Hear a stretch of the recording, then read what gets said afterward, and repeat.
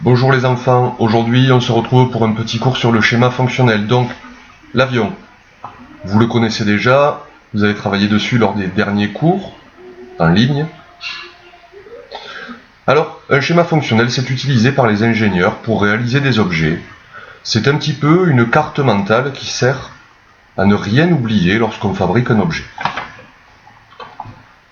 Les notions qu'on connaît déjà. Un avion, c'est un objet technique, il est réalisé par l'homme. Comme tous les objets techniques, il possède une fonction d'usage.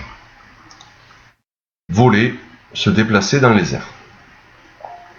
Nous avons vu aussi en cours la fonction d'estime. Est-ce que cet objet me plaît? Il est joli, il a 4 réacteurs, il a l'air de tourner vite autour de notre planète, il me plaît. Alors voyons voir. Notre avion, pour pouvoir réaliser sa fonction d'usage, il a besoin de se diriger dans les airs. Il a aussi besoin de se propulser dans les airs. Il a aussi besoin de pouvoir voler et être stable de gauche à droite.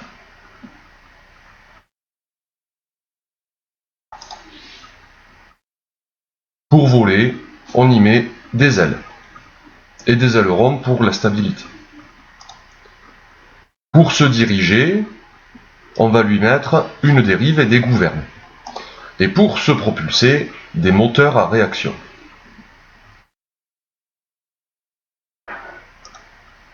Alors ce que nous avons ici, se diriger, voler, être stable, se propulser, c'est ce qu'on appelle des fonctions techniques.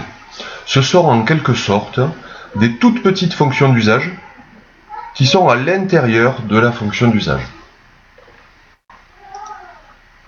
Ce que nous avons dans les bulles bleues ici, ce sont les solutions techniques, les éléments que nous allons utiliser pour pouvoir réaliser cette fonction technique.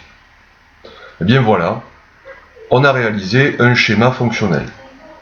Ces notions sont nouvelles pour vous, fonction technique, solution technique, schéma fonctionnel. Elles sont assez simples à comprendre.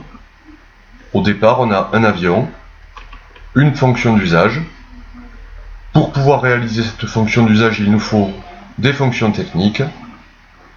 Et en dessous, on note les éléments qui vont nous intéresser pour réaliser ces fonctions techniques. Un schéma fonctionnel, il peut aussi se réaliser sous forme de tableau, comme ici.